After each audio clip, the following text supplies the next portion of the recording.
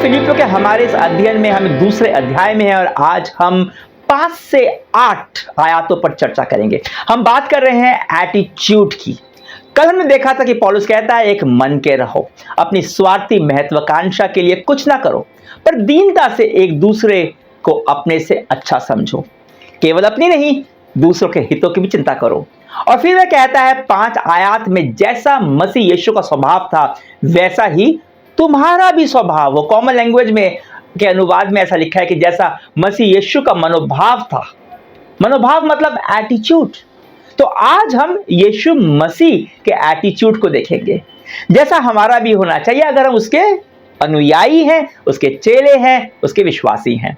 तो शुरू करने से पहले वीडियो को लाइक कर दीजिए और अगर आप नए हैं या पहली बार आए हैं, सब्सक्राइब नहीं किया आपने, सब्सक्राइब जरूर कर लीजिए और बेल आइकन जरूर दबा दीजिए ताकि परमेश्वर के वचन के सारे नोटिफिकेशंस आपको मिलते रहें। तो हम पढ़ते हैं 5 से 11 तक और हम बात करने वाले हैं 8 आयत तक आज। तो सुनिए, जैसा मसीह यीशु का स्वभाव था वैसा ही तुम्हारा भी स्वभाव हो, जिसने परमेश्वर के स्वरूप में होकर भी परमेश्वर के तुल्य होने को अपने वश में रखने की वस्तु न समझा, वरन अपने आप को ऐसा शून्य कर दिया और दास का स्वरूप धारण किया और मनुष्य की समानता में हो गया और मनुष्य के रूप में प्रकट होकर अपने आप को दीन किया और यहाँ तक आज्ञाकारी रहा कि मृत्यु, हाँ क्रूस की मृत्यु भी सह ली। इस कारण परमेश्वर ने उसको अति महान भी किया और उसको वह नाम दिया जो सब नामों में श्रेष्ठ है, कि जो स्वर्ग में और पृथ्वी पर और पृथ्वी के नीचे है वे सब यीशु के नाम पर घुटने टेके और परमेश्वर पिता की महिमा के लिए हर एक जीभ अंगीकार कर ले कि यीशु मसीह ही प्रभु है। धन्यवाद परमेश्वर तेरे इस वचन के लिए। तो आज अपने वचन के द्वारा हमसे बातचीत कर, हमारे दिल के अंदर, हमारे मन में तू एक परिवर्तन ला, जिससे हम और तेरे जैसे बन जाए। परमेश्वर, जो एटीट्यूड तेरा था यीशु मसीह, वो हमारा भी हो जाए। यीशु के नाम से प्रार्थना करते हैं, आमीन। यह यीशु मसीह के बारे में सबसे सुंदर आयतें हैं। हो सकता है आप लोगों में से कईयों ने इसे याद भी किया हो। बाइबल में यीशु मसीह के परमेश्वर होने के संदर्भ में सबसे स्पष्ट पंक्तियां यही हैं। तो पौलुस कहता है तुम्हारा स्वभाव या मनोभाव या एटीट्यूड मसीह यीशु जैसा हो जाए। तो कैसा था उसका मनोभाव? वह परमेश्वर के स्वरूप में परमेश्वर के तुल्य है। याद रखिए, नए नियम में जब भी परमेश्वर बोला गया है उसका आशय पिता परमेश्वर से है। बाइबल यह कहती है कि वह पिता परमेश्वर के स्वरूप में था। जैसा पिता परमेश्वर है वैसा ही था। जो प्रकृति पिता की है वही उसकी भी थी। जो महिमा पिता की है वही उसकी भी थी। पर यीशु ने क्या किया? क्या उसने उस महिमा को पकड़ के रखा? नहीं। पौलुस कहता है कि परमेश्वर तुल्य होने को अपने वश में रखने की वस्तु न समझा, पर उसने अपने आप को शून्य कर दिया। कॉमन लैंग्वेज अनुवाद में लिखा है उसने अपने आप को रिक्त कर दिया, अपने आप को खाली कर दिया और मनुष्य के समानता में दास स्वरूप हो गया। अब खाली करने का, शून्य करने का मतलब क्या है? क्या जब वो मनुष्य बना तो क्या वो परमेश्वर न रहा? बिल्कुल रहा। हाँ, यह सच है कि जब वो मनुष्य के समान रहा इस पार्थिव शरीर में, उसने अपनी इच्छा से अपने ईश्वरत्व की प्रकृति को कुछ हद तक सीमित जरूर कर दिया।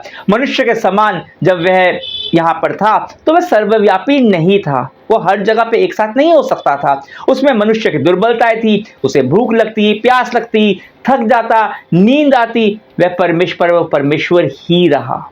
तो उसने क्या खाली किया?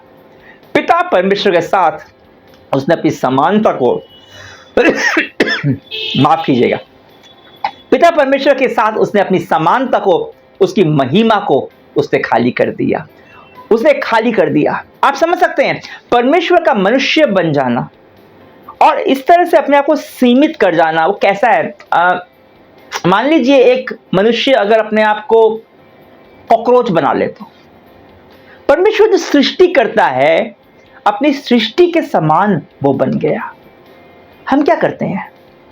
हमारे पास जो है ना उसे हम पकड़ के रखते हैं। अरे मेरी समाज में बड़ी इज्जत है, बड़ा रुतबा है मेरा, और सब मेरी सेवा करते हैं, मैं क्यों किसी की सेवा करूं? ये सब मैं क्यों छोड़ूं? कैसे छोड़ूं? घमंड। घमंड अपनी हैसियत का, अपने रुतबे का, रुपए पैसों का, परिवार के नाम का, जात का, पढ़ाई लिखाई का। सोचिए हमारे घमंड का जो भी कारण क्यों ना हो, परमेश्वर की महिमा के सामने चीथड़ों के समान है।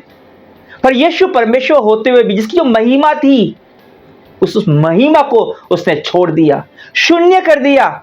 शून्य करने का, रिक्त करने का मतलब क्या है? कि मेरे अंदर जो अहंग है, जो मेरे घमंड का कारण है, उससे मैं खुद को खाली कर दूं। हो सकता है मैंने अपनी कड़ी मेहनत से जीवन में बहुत कुछ हासिल किया है और उस पर मुझे गर्व है, क्योंकि जो कुछ भी मैंने हासिल किया है वह मेरी महिमा है। पर यीशु ने हमें सिखाया कि प्रेम सर्वोपरि है और प्रेम के सामने किसी भी महिमा का कोई भी अर्थ नहीं। उसने खुद को खाली कर दिया और मनुष्य बन गया। पर कैसा मनुष्य? वह चाहता तो कुछ भी बन सकता था। वह राजा के घर में पैदा हो सकता था, वो विद्वान के यहाँ पैदा हो सकता था। आपने अगर मत्ती रचित सुसमाचार पढ़ा है तो जो पूर्व से जो विद्वान आए थे, कहीं कहीं ज्योतिष लिखा हुआ है, उसे ढूंढते हुए वे राजा के पास पहुंचे, हेरोदेस के पास, क्योंकि उनको लगा कि यहूदियों का राजा तो एक राजप्रसाद में, राजा घर में जन्म लेना चाहिए ना। पर उसने छोटे से शहर में एक चरनी में जन्म लिया। जन्म लेने के बाद उसके ऊपर कोई कीमती वस्त्र नहीं थे, पर चीथड़े से उसे लपेटा गया। मनुष्य होने के बाद भी उसने कोई बड़ी ऊंची पदवी नहीं ली। वह दास के स्वरूप हो गया। कौन होता है दास? दास वो होता है जो केवल सेवा ही नहीं करता। हमने बात की थी पहले, दास वो होता है जिसकी खुद की कोई इच्छा ही नहीं होती। वह वही करता है जो उसका स्वामी, उसका प्रभु उसे करने के लिए कहता है। यूहन्ना 5 में यीशु कहता है, पुत्र आपसे कुछ भी नहीं करता, केवल वह जो पिता को करते देखता है। यीशु पिता परमेश्वर के तुल्य था। जो पिता परमेश्वर वह भी वही सोचता था। जो पिता की इच्छा थी वही उसकी भी इच्छा थी, क्योंकि दोनों एक ही थे। पर जब वह मनुष्य बना, उसके पास एक स्वतंत्र इच्छा शक्ति भी थी जो परमेश्वर ने हर मनुष्य को दी है। पर उसने क्या किया? अपनी स्वतंत्र इच्छा शक्ति जिसके मनुष्य के रूप में थी, उसने उस इच्छा को इच्छा से पिता परमेश्वर की इच्छा के अधीन कर लिया और दास बन गया। उसने खुद की कोई महत्वाकांक्षा नहीं रखी, पर उसकी महत्वाकांक्षा थी कि पिता की इच्छा पूरी करे। दीन होने का मतलब केवल अपने अहंग को छोड़ सेवक का रूप धारण करना ही नहीं है। हो सकता है कि आप अहंग को छोड़कर जो भी आपने जीवन में हासिल किया है उस सब को त्याग कर आप सेवक का रूप धर ले। पर उसके बाद भी हो सकता है आप खुद इच्छा अनुसार, अपनी इच्छा से सेवा करें, क्योंकि खुद की इच्छा के अनुसार सेवा करना भी, प्रेम दिखाना भी घमंड पैदा कर सकता है। वह भी स्वार्थ है, जहां आपको वो कर रहे हैं जो आपको अच्छा लगता है। आप अपनी महत्वाकांक्षा की ही पूर्ति कर रहे हो, बस आपने आवरण बदल दिया है। मैं जानता हूं कि ऐसे अगुवों को, पास्टर्स को, जो कभी जगत में ऊंचे पद पर आसीन थे और उन्होंने उसको छोड़कर वे सेविकाई में आए, पर सेविकाई में भी वो उसको वैसे ही सेविकाई चला रहे हैं जैसे कि जगत में वो काम किया करते थे। खुद की इच्छा, खुद की कोशिश से वे परमेश्वर का नहीं, खुद का राज्य का निर्माण कर रहे हैं। हमें अगर दीन होना है तो हमें अपने घमंड के कारण को तो त्यागना है ही, पर साथ में अपनी इच्छा को प्रभु परमेश्वर की इच्छा के अधीन करना है, क्योंकि वहां हमारी इच्छा आएगी, जहां हमारी इच्छा आएगी वही हमारी महत्वाकांक्षा आएगी, और साथ आएगी प्रतिस्पर्धा, ईर्ष्या और फिर कलह जो शांति भंग करती है। पौलुस हमें हरदम कहता है, मैं पौलुस प्रभु का दास। जब तक आप दासत्व को नहीं समझेंगे, आपका एटीट्यूड कभी भी पॉजिटिव पूरी तरह से नहीं हो सकता। परमेश्वर के दासत्व में ही आपकी सुरक्षा है, आपकी स्वतंत्रता है। अब यीशु दास स्वरूप ही नहीं बना, वह पूरी तरह से आज्ञाकारी बना रहा, यहां तक कि उसने मृत्यु सह ली। ऐसी वैसी मृत्यु नहीं, पर क्रूस पर मृत्यु। क्रूस पर मृत्यु केवल एक दर्दनाक मृत्यु नहीं है, वो एक शर्मनाक मौत है, एक अपमानजनक मौत है। यीशु किसी रणभूमि में एक नायक की मौत नहीं मरा कि उसके मौत पे लोग गर्व करें। वह यरूशलेम की दीवारों के बाहर उसे मारा गया। पता है दीवारों के बाहर होने का मतलब क्या होता है? आप जिस चीज को नहीं चाहते क्या करते हैं? आप उसको कचरा समझ के अपने घर के बाहर फेंक देते हैं, अपने घर के बाहर, अपने शहर के बाहर। क्रूस पर उसका मजाक उड़ाया गया, उसका तिरस्कार किया गया। आप सोचिए, जो परमेश्वर है वो परमेश्वर की महिमा से रिक्त हुआ, मनुष्य बना, एक दास समान जिसकी अपनी कोई इच्छा नहीं थी, और तिरस्कार सहते हुए वो मर गया पिता परमेश्वर की योजना पूरी करने के लिए। यह है हमारे प्रभु यीशु मसीह का एटीट्यूड, यह है उसका स्वभाव, उसका मनोभाव। याद रखिए, यीशु मनुष्य बना, क्रूस पर हमारे पापों के लिए मरा। वह तो ठीक है, पर उसने हमारे लिए एक उदाहरण भी पेश किया, ईश्वरीय प्रेम का। प्रेम जो खुद का नहीं सोचता, प्रेम जो दूसरों को खुद से आगे रखता है, प्रेम जो बेहतर होते हुए भी शून्य बन जाता है, प्रेम जो सब कुछ सह लेता है, प्रेम जो दूसरों की भलाई के लिए अपना सब कुछ न्यौछावर कर देता है।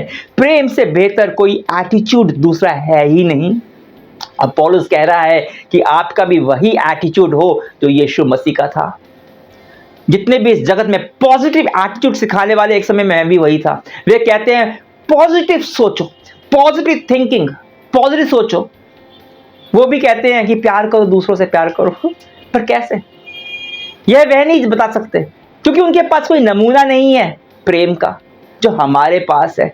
वो कहते हैं खुद की चेष्टा से पॉजिटिव हो, जो संभव नहीं होता, पर हमें परमेश्वर ने नमूना भी दिया है यीशु मसीह में, और वह हमें सामर्थ्य भी देता है कि पवित्र आत्मा के द्वारा हमें बस अपनी इच्छा को उसकी इच्छा के अधीन करना है।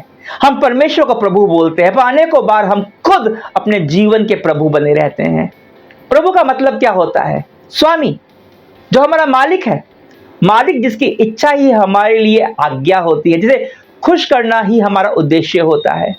यीशु मसीह हमारा ऐसा प्रभु और मालिक है जो हमें ऐसा कुछ करने को नहीं बोलता जो उसने पहले खुद से नहीं किया। वह पिता की इच्छा के अधीन रहा, आज्ञाकारी रहा, और हमें भी बस इतना ही करना है। जब हम अपनी इच्छा को यीशु की इच्छा के अधीन कर देते हैं, तब उसकी सामर्थ हमारे माध्यम से काम करने लगती है, और हम वह करने लगते हैं। ऐसा एटीट्यूड दिखने लगता है जो हमारी खुद की चेष्टा से संभव ही नहीं है। पर साथ में यह भी याद रखना जरूरी है कि यीशु ने जिस तरह खुद को शून्य किया, उसी प्रकार परमेश्वर ने उसे वापस वो महिमा दी जो उसकी थी। इस बारे में हम कल को बात करेंगे। परमेश्वर की महिमा तक पहुंचने का मार्ग खुद को ऊपर उठाना नहीं है, पर खुद को दीन करना है। आज के इस वचन से आपको आशीष मिली है तो कमेंट्स में कम से कम आमीन जरूर लिखें, लाइक करें, शेयर करें। और हाँ, अगर आप मुझसे व्यक्तिगत रूप से जुड़ना चाहते हैं या फिर मेरी सेवा को अपनी उदारता से आशीषित करना चाहते हैं, तो इस नंबर पर आप व्हाट्सएप कर सकते हैं, और इसी नंबर पर यूपीआई के द्वारा भेंट भेज सकते हैं। जो भी आप परमेश्वर के राज्य में बोएंगे, परमेश्वर उसका 100 गुना 1000 गुना करके आपको वापस देगा, क्योंकि परमेश्वर किसी का कर्जा नहीं रखता, वह देने वाला परमेश्वर है। तो कल फिर मिलेंगे फिलिपियो 2:9-11 को लेकर। यीशु मसीह का अनुग्रह, पिता परमेश्वर का प्रेम और पवित्र आत्मा की सहभागिता आपके साथ हमेशा बनी रहे, जब तक हमारे प्रभु यीशु वापस ना आ जाए। आमीन।